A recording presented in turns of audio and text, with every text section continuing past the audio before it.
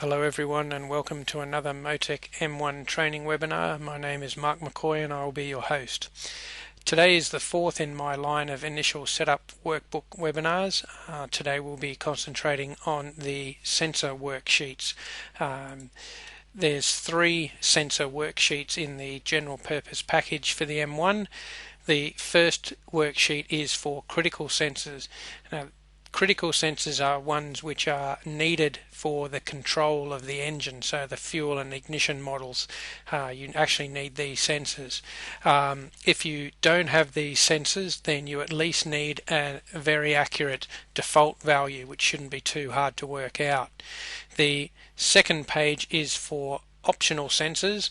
Now these would be considered ones that if you have these sensors, it's like a refinement to how you're controlling the engine.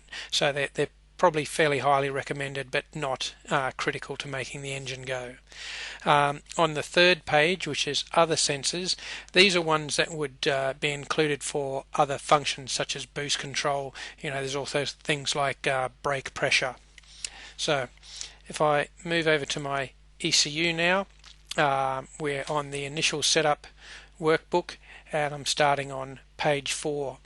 Now at this stage I would assume that everyone has a reasonably good idea of where each sensor is going to be wired to. So I would suggest that the first thing you need to do is set up what inputs each sensor will be using. So if we go to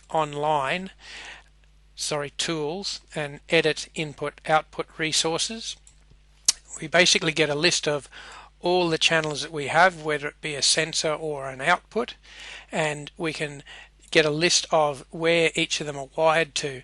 So if we were doing something like the manifold pressure sensor, if I just simply type in MA pressure, basically there's inlet manifold pressure sensor voltage resource. Now the resource is basically what pin have we wired that particular sensor to.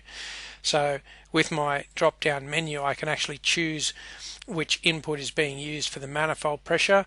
As you assign each of these channels, they will disappear from the list. So obviously I can't choose 3 or 4 here because they're at the moment assigned to something else. So we'll just leave it on 2 for now. So if I close that, another helpful sort of tip is, especially for your wiring guys, if we look at package wiring under help, as we change the I/O, this list will be updated to be correct and will also give the actual pin number of where that input is wired to. Okay, getting to the actual setup, one thing I'd probably suggest you do to start with, and we can go to the search box and type in default. So what this will do is instantly give us the default sort of settings for each of the sensors. Now because this is on the critical sensors page, all of these should be filled out. So whether we are using that sensor or if we don't have that sensor, you really want to default. If we're using the sensor and it goes into error, we want to have a valid reading for the ECU to default to until that sensor is fixed. Okay, so fill all these out. Like I said, they are critical, so you have to have a reasonably good setting in here to start with. Now if we want to actually look at configuring a sensor completely, I'm just going to choose the coolant temperature here and I'm going to go expand my tree so we can see everything. I'm not looking at any live values at the moment. So starting with diagnostics, what we have is a diagnostic low and a diagnostic high. What we're talking about here is outside of what voltage range do we consider the sensor in error. So generally something like 0.2 volts or below would be error, 0.95 volts or above would be an error as well. So these will trigger like an error state for that sensor if it goes outside that range. The range sort of depends on the sensor, but those kind of settings are probably fairly typical of today's types. There's my default again. I've already set that as we said before. We have a calibration table.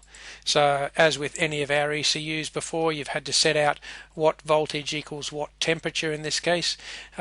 Most of these things, calibration tables can be provided by us. It's they're all fairly standard these days, and if you have a sensor that we don't include, you're more than happy to calibrate it for you if you send it in to us through a dealer. The next thing we have here is some voltage sort of information. We have a voltage filter. Realistically, something like 20 to 50 milliseconds is probably about correct for each sensor. I probably wouldn't go changing this too much if you're not really sure why you needed to change. Obviously the effect of filtering something is to take out all like the noise, but it will also put in an ever so slight delay. We're only talking about very short times, but you have to be wary of that so you don't put in a number that's too big, especially if that sensor is being used for control. Here is our I/O input, same as we did first off, so I've got the same setting here. The input-output page is just a nice neat way of having them all in the one spot. Now the reference sensor voltage, this is basically most of these sensors work on a 5-volt supply, and we need to know which 5-volt supply it's using as a comparison. For the analog voltage inputs, you'll need to know where your wiring person has wired the 5-volt supply to, whether it be A or B or C depending on your ECU. Now for the analog temperature inputs, I've just got a little graph here that just sort of shows you if you have analog temperature input 1, that will be wired to AV reference A, or 5-volt reference A. Analog temperature 2 will be B, and so on. For the M150 and M190 it's slightly different, so it's probably a good idea to keep this webinar as reference, although most of these things will be filled out for you if you're using a standard type of package.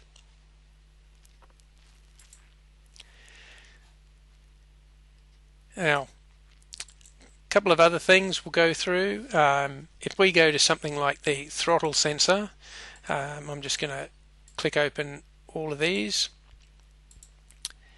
If you are not using drive-by-wire, don't be too worried about the fact that we use throttle servo here. By default, when we're not using drive-by-wire, we only need one throttle position sensor, and this will be throttle servo bank 1 position. So on this page here, the sensor's critical. Just assume this to be for a non-drive-by-wire system, but you still need to fill out the servo one. For a drive-by-wire system, we'll have another webinar on the full setup of that. So one thing we have here, we also have for some of the sensors an enable and disable mode, so you can actually turn the sensor input on and off. Obviously we need this one enabled. We have our diagnostic high and low again. We also have our reference and our resource, so same as the other sensor. Now in our older ECUs we had a throttle high and a throttle low setting. These are very similar now, except they are called offset and scale. So it's quite simple to set these. With the foot off the throttle, we can simply hit Q, and that sets the value for the closed throttle position. And we also have scale, so you click on that one and you simply push your foot to the floor, and we'll hit Q again, and that, instead of setting a high, it basically sets a scaling like a percent per voltage. So similar way to set it, just slightly different terminology in the M1 ECU. Now some of the sensors, if we go to Inlet Manifold and we'll pick on pressure here, again we have the same diagnostics and voltage settings and filters and resources, but I have another setting here on my mode for this particular sensor. Now this one actually has a bit of fallback. When we talk about automatic, and I've discussed this in the engine details setup as well, automatic simply means that we're going to use the sensor until the sensor has failed, and if the sensor fails we fall back to the estimate, and the estimate table, as we've discussed in the earlier webinar, is quite simply a throttle versus RPM map where you can more or less characterize what the manifold pressure should be. So in automatic mode it will use the sensor. If the sensor fails, it will fall back to the estimate. We can also choose just to use the estimate table alone. If we were doing a throttle position based tune, we would be using an estimate, or the third option is just purely to use the sensor. Now if we use the sensor alone and the sensor goes into error, it will simply go to the default value while that sensor is in error, so it won't track an estimate table. So automatic is probably the best for a map based engine, and estimate is probably best for a throttle based engine. Moving over to sensors optional, we just have a couple of sensors here. One is the ambient pressure, the other two are fuel temperature and pressure. Same type of deal, we just fill out all the details if we are using a sensor. Just remember that if we're not, to have a default in anyway.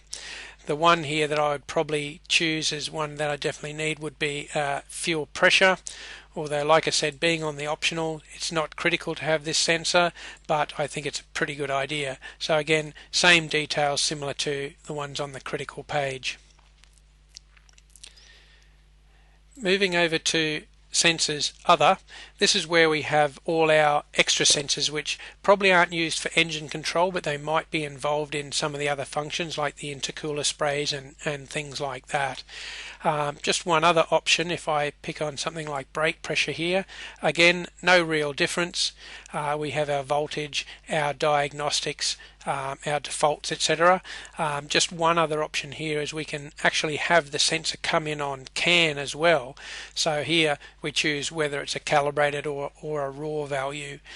We can have a scale, and then we have a list of what message it actually comes in on if we are using the CAN system to receive this brake pressure.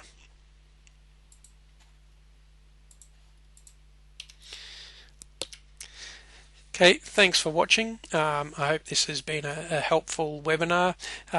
As always, this will be placed up on motec.com.au under webinars and also on YouTube. If you have any other questions out of hours, you can join our MoTeC forum, and I hope to see you at our next webinar. Thank you.